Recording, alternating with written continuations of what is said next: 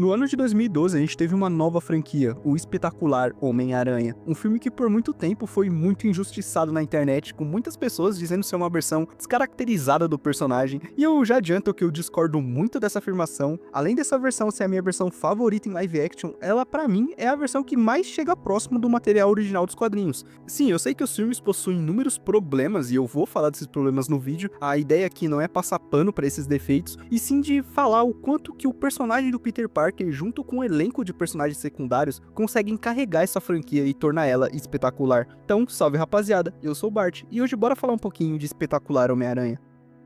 E bom, como todos nós sabemos, infelizmente a trilogia do Tobey Maguire acabou sendo cancelada após o terceiro filme. E dá pra gente dizer que isso tudo por culpa da própria Sony, já que ela não deixava o Sam Raimi fazer o roteiro do jeito que ele gostaria. Tanto que essa intromissão da Sony, ela acabou afetando até mesmo Homem-Aranha 3, fazendo ele ser o filme mais criticado da trilogia. E apesar de eu gostar bastante desse filme e ter um carinho grande por ele, eu reconheço que ele é o filme que tem um roteiro mais conturbado aí desses três primeiros. E por conta disso também, o Sam Raimi acabou ficando desanimado pra tocar o projeto com Homem-Aranha 4, e após sua saída, junto com o restante de todo o elenco, a Sony só viu a opção de rebootar totalmente a franquia. Então ela já foi planejando fazer esse novo reboot, já que ela tinha que manter os direitos autorais do personagem, já que se ela não lançasse um filme novo ali em 2012, os direitos iam acabar voltando pra Marvel. Então ela começa a dar início em uma nova franquia com o espetacular Homem-Aranha, contratando ali o diretor Mark Webb, que inclusive naquela época ele era bem conhecido por trabalhos de dramas românticos, como 500 Dias com Ela, por exemplo, e é por conta disso que a gente tem o melhor casal em live action do Homem-Aranha, e para trazer vida ao personagem eles trouxeram o Andrew Garfield. E olha, eu já vou falar desde o início aqui que eu acho essa escalação perfeita. Além dele ser o ator que mais entrega na atuação como Homem-Aranha,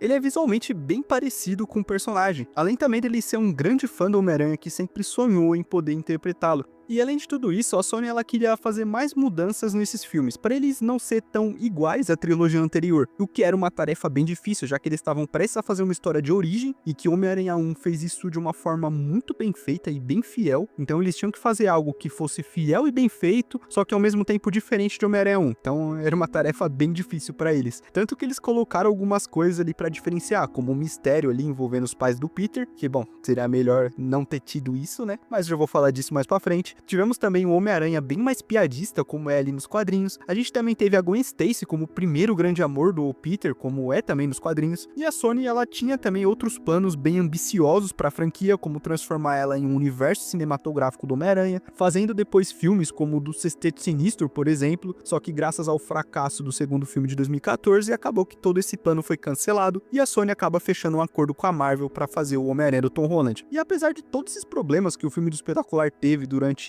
o caminho dele, eu ainda acho que os filmes são incríveis. Acho que hoje em dia não é tão polêmico falar isso, já que muita gente enxerga que esses filmes são bons, não por conta do roteiro dele, não por conta dos vilões, nem nada do tipo, mas sim porque eles entregam um bom Peter Parker e um bom Homem-Aranha. Eles foram muito injustiçados antigamente, e hoje em dia acho que muita gente consegue reconhecer que são uma versão muito boa do personagem, uma versão muito bem adaptada.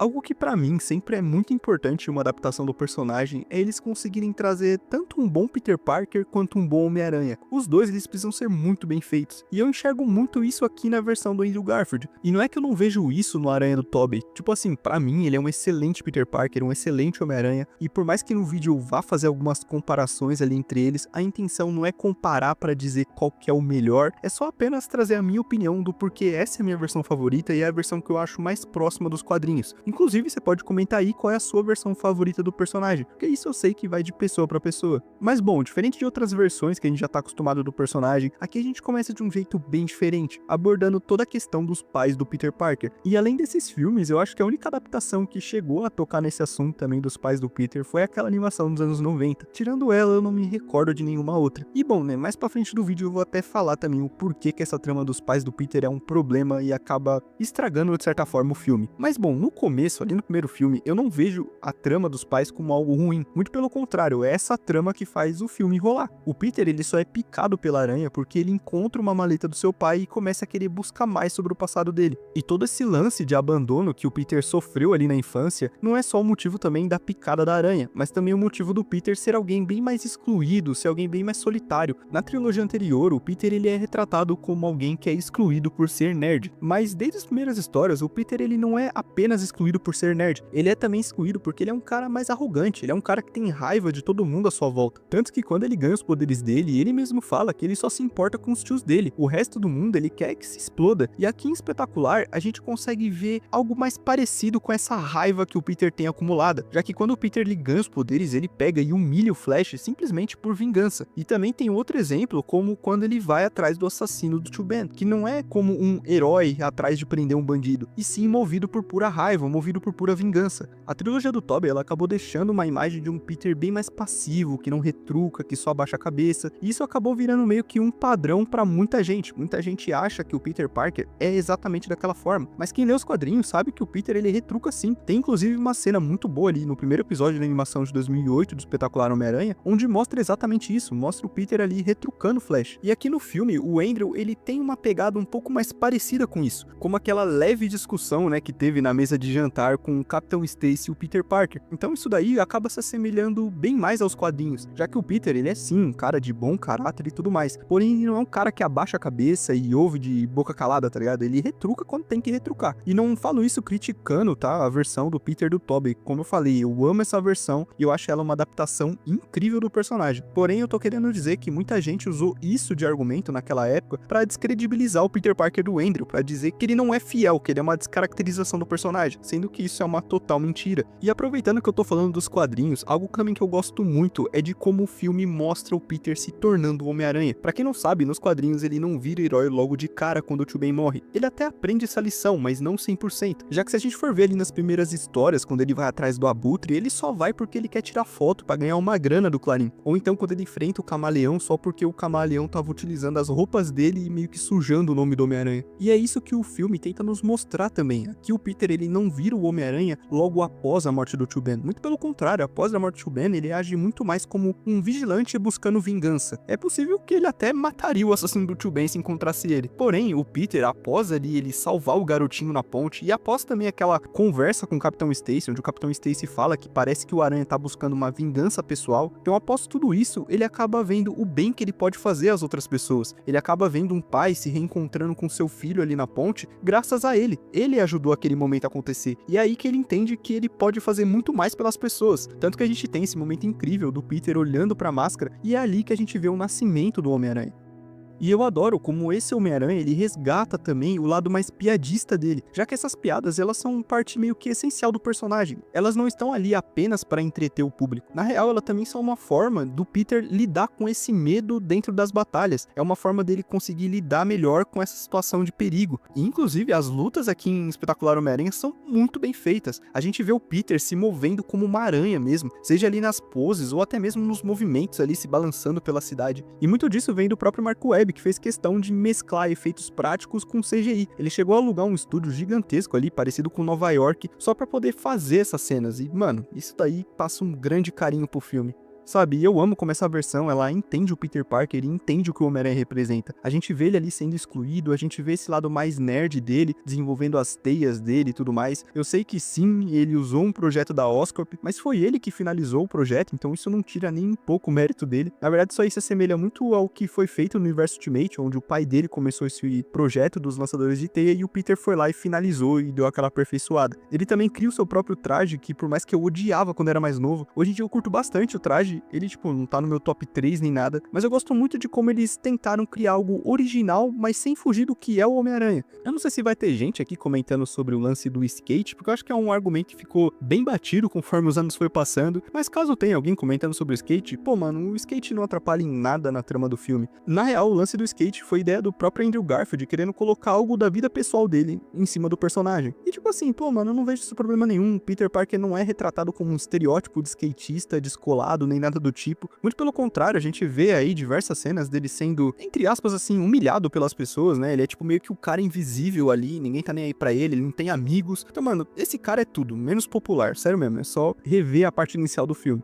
E pra mim, uma das coisas mais importantes de uma adaptação é de saber lidar com esse lance de responsabilidade do Peter. Porque uma coisa que eu sempre falo nos vídeos é que a vida do herói, ela tem que afetar na vida pessoal do Peter. E a gente vê isso claramente, principalmente no relacionamento dele com a Gwen, que é algo que eu vou comentar melhor ali mais na frente. Mas a gente pode ver isso ali no primeiro filme com a própria perda do tio Ben, já que essa busca que ele tem por mais respostas sobre o seu pai biológico acaba desencadeando a morte do seu pai de criação que esteve ao seu lado a vida toda. O primeiro filme ele é muito sobre isso, né? Sobre o Peter perder sua figura paterna, primeiro com o abandono ali dos pais e depois com a morte do tio Ben.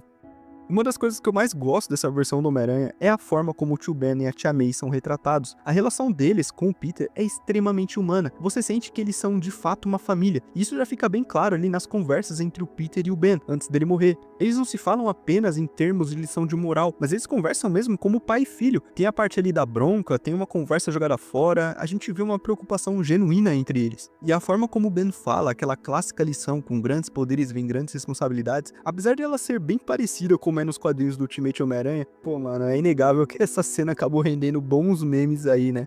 E já com a tia May, a gente pode perceber o impacto que a perda do tio Ben teve nela. A cena em que ela desabafa dizendo que não consegue dormir e começa a chorar, pô, mano, é muito forte. Aquilo mostra que ela não tá lidando bem com o luto, e mesmo que o filme não aprofunde tanto isso, esse momento carrega muito o peso emocional que ela tá sentindo. Nos quadrinhos do Ultimate, esse luto da tia May, ele é muito mais bem explorado. Ela tem diversas crises, ela se sente meio que amaldiçoada por perder todos que ama, e chega até mesmo buscar uma ajuda psicóloga. E por mais que o filme não vai tão longe assim, seria bem legal se eles dessem essa aprofundada, mas só essa cena, ela já dá meio que uma noção do que a tia May tá passando ali por dentro dela. E essa é uma das minhas críticas aí ao primeiro filme, porque eu queria muito que tivessem dado mais espaço pra tia May, já que todas as cenas ali que ela e o Peter conversam, pô, são muito bem feitas, são muito boas, parece realmente uma conversa de mãe e filho, e seria muito bom se o filme tivesse desenvolvido ainda mais esse núcleo familiar, né?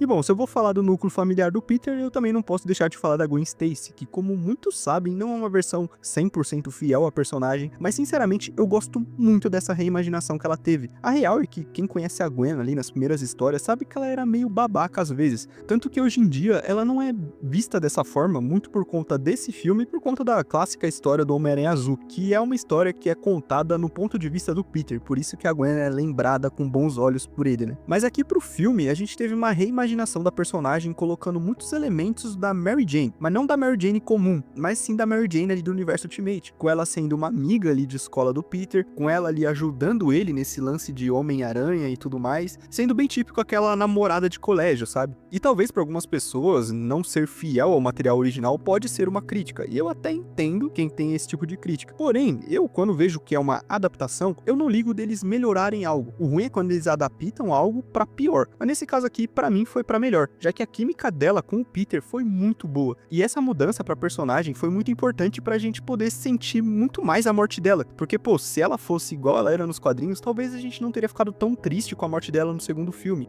E algo que pesa muito na relação dos dois é justamente o fator responsabilidade do Peter, já que o Peter ele sabe o risco que é estar com ela, já que desde o primeiro filme isso fica bem claro, tanto que o Capitão Stacy antes de morrer, ele pede pro Peter se afastar da Gwen. E o Peter ele até tenta se manter distante depois disso, mas ele não consegue. A gente vê que ele fica dividido entre manter uma promessa e entre fazer aquilo que ele realmente quer fazer. E no segundo filme isso fica ainda mais forte, já que ele vive esse conflito o tempo todo. Pô, ele ama a Gwen, mas ele carrega essa culpa, ele tem medo de colocar ela em perigo. E quando ela morre, é como se tudo que ele temesse tivesse se concretizado. E essa cena muda ele completamente. Ele para de ser o Homem-Aranha por um tempo e acaba se isolando. E ele só volta a vestir o traje novamente depois que ele vê a gravação da Gwen no discurso de formatura. E isso é muito simbólico, porque mostra como é que ela continua sendo uma motivação pra ele. Ela vira meio que parte da responsabilidade dele também. Não só pra proteger as pessoas, mas pra honrar a pessoa que ele acabou perdendo. E é como eu falei lá atrás, essa franquia ela tem bons personagens secundários. É claro que tem uns mais esquecíveis, mas tem uns que são muito bons. Acho que agora sim a gente pode entrar nos problemas desse filme, já que, mano, tudo que eu falei até aqui parece mil maravilhas, mas não, o filme tem diversos problemas e é por isso que essa franquia é muito mal lembrada. Vamos começar falando aqui do Lagarto, já que ele é o primeiro vilão do primeiro filme. E bom, eu já vou adiantar, eu não acho que ele é um vilão horrível, eu só acho que ele é um vilão muito genérico. Tipo assim, eu gosto muito do Lagarto como personagem, ele sempre foi um vilão com muito potencial pra mim. E eu acho que ele funciona muito bem como o primeiro vilão do Homem-Aranha, justamente por ele ser uma ameaça bem mais pé no chão e ligada aí com esse universo científico do Peter. O problema é que o filme tira tudo o que faz o Kurt Connors ser realmente interessante. Uma das coisas mais importantes do personagem sempre foi a sua família, e é isso que dá profundidade pro Lagarto. Ele não é só um cara que virou um monstro. Não, muito pelo contrário, ele é um pai, ele é um cientista, ele é uma pessoa boa, e por causa de uma decisão desesperada, ele acaba se transformando em algo que ele não consegue mais controlar. Só que no filme, eles simplesmente apagaram essa camada inteira. A motivação dele até tenta ser nobre, como acabar com as fraquezas humanas, mas no fim das contas, ela só vira aquele plano genérico de transformar todo mundo em lagarto. Que sim, é meio ridículo, mas o lagarto nos quadrinhos e nas animações também já teve alguns planos bem ruins. Então pra mim, esse nem é o maior dos problemas. Pra mim, o maior problema é que o filme tenta humanizar ele de uma forma muito rasa, ao invés de só fazer o básico, trazer a família dele e deixar essa tragédia ser mais ligada às próprias escolhas que ele tem. Se eles tivessem apenas feito isso, pô, mano, isso daí já teria elevado muito mais o patamar do primeiro filme. Porque pra mim, o que estraga o primeiro filme é o Lagarto. O Lagarto é um vilão muito fraco. Como eu falei, ele não é horrível, mas chega a ser um vilão bem genérico, bem esquecível, que ninguém, na real, tá nem aí. Além de visualmente, ele não ser tão maneiro assim. Pô, mano, se ele fosse um visual parecido com o que é o Lagarto mesmo, pô, mano, aí sim seria foda, velho.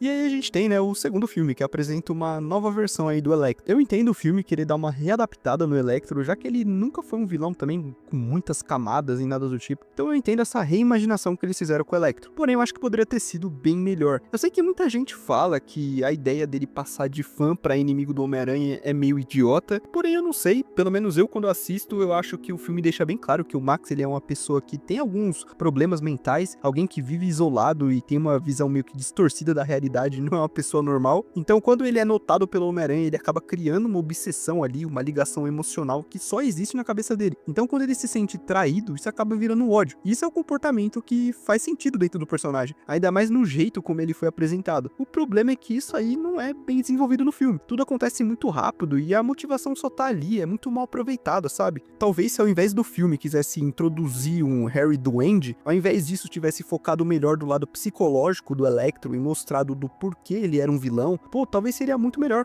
focar nessa solidão dele, focar como ele se sente invisível pro mundo. Talvez essa reimaginação do Electro teria funcionado muito melhor. Mas o pior de tudo não é nem o Electro, sabe? Eu acho que o que estraga mesmo esse filme é o Harry Duende. Mano, é uma parada muito jogada, muito aleatória. O filme não desenvolve uma amizade entre o Harry e o Peter, sabe? Sei lá, se fosse trabalhado uma amizade entre eles nesse segundo filme, no terceiro filme fosse fazer um Harry Duende, talvez funcionaria, bem talvez, porque né, se eles fossem seguir com essa mesma ideia de sangue do Peter e tudo mais, iria seguir sendo uma merda. Mas pelo menos eles teriam um bom desenvolvimento do Harry com o Peter, que aqui parece que é tudo muito jogado, sabe? Pô, mano, é algo muito rápido, muito raso, não tem profundidade, não tem nada. Além da transformação ser uma transformação ridícula, sabe, eles até tinham um potencial de criar uma história original e até que interessante, mas pô, jogaram tudo pro ralo, fizeram um bagulho totalmente merda, e muito disso por culpa também dessa ideia do sangue do Peter Parker, já que, mano, essa ideia do sangue é muito ruim, e eu acho que é aí que a trama dos pais do Peter consegue cagar com o segundo filme, e acaba cagando em tabela o primeiro filme também, porque isso meio que mostra que o Peter Parker, ele era meio que o escolhido pra poder ser picado pela aranha, já que, pô, mano, quais é as chances do Peter Parker entrar na sala certa e ser mordida pelas aranhas que possuem o sangue do pai dele? Tipo assim, pô, mano, é uma ideia muito ridícula que você tá afetando a origem do personagem, você tá meio que pré-estabelecendo que ele é o escolhido, porque se não fosse ele ali sendo mordido, a gente ia ter vários Harry Duende aí voando por aí, tá ligado? Então sim, os filmes eles têm defeitos, e esses defeitos, como o lance do sangue, o lance dos vilões dos filmes serem muito fracos, eu não acho o Lagarto e o Electro tão merda. O Lagarto eu acho ele melhor que o Electro, mas o Electro eu também não acho ele horrível, eu só acho ele muito esquecível, eu acho ele muito melhor ali no No Way Home, mas ainda assim, são vilões que eu consigo aceitar nos filmes, tá ligado? São vilões que eu consigo relevar, porque pra mim, quando eu lembro do Espetacular Homem-Aranha, eu não lembro dessas paradas meio bosta assim, sabe? Eu lembro do quão bom é o Homem-Aranha do Andrew Garfield, o Peter Parker dele, eu lembro da Gwen Stacy, de todo esse elenco de personagens secundários, e é isso que faz eu amar esses filmes. Apesar de ser filmes que têm decisões bem ruins, eu ainda amo eles. O Espetacular Homem-Aranha 2, por exemplo, eu consigo entender porque muita gente critica e eu entendo as críticas, mas eu ainda gosto muito de assistir esse filme. Agora, o Espetacular Homem-Aranha 1, esse daí eu acho realmente ele muito bom. Inclusive, tá no meu top 3 filmes do Homem-Aranha, ele só não passa o Homem-Aranha 2, porque esse daí é meu filme da vida, mas tirando o Homem-Aranha 2, ele tá ali, mano, disputando o terceiro e segundo lugar lugar. Então eu realmente gosto muito dessa versão do Homem-Aranha. Eu acho que a gente teve o Homem-Aranha certo, porém pros filmes errados. Pô, o filme tem decisões ruins? Tem decisões ruins. Mas mesmo assim, ainda é uma adaptação boa do Homem-Aranha. Ainda é uma adaptação fiel do personagem Homem-Aranha. Mas e você gosta também desses filmes? É o seu Homem-Aranha favorito? Ou o seu Homem-Aranha favorito é o Tobey? Deixa aí nos comentários. Se vocês quiserem também, eu faço um vídeo falando sobre a trilogia do Tobey Maguire, que eu também sou apaixonado. A intenção desse vídeo não foi em nenhum momento desmerecer essa trilogia. Muito pelo contrário, eu amo, sou apaixonado pelos filmes do Tobey. E seria uma honra aí trazer mais um vídeo falando sobre o Homem-Aranha, porém dessa vez sobre a trilogia do Tobey. Então, tamo junto, rapaziada. Não se esquece de curtir, se inscrever no canal e é nóis.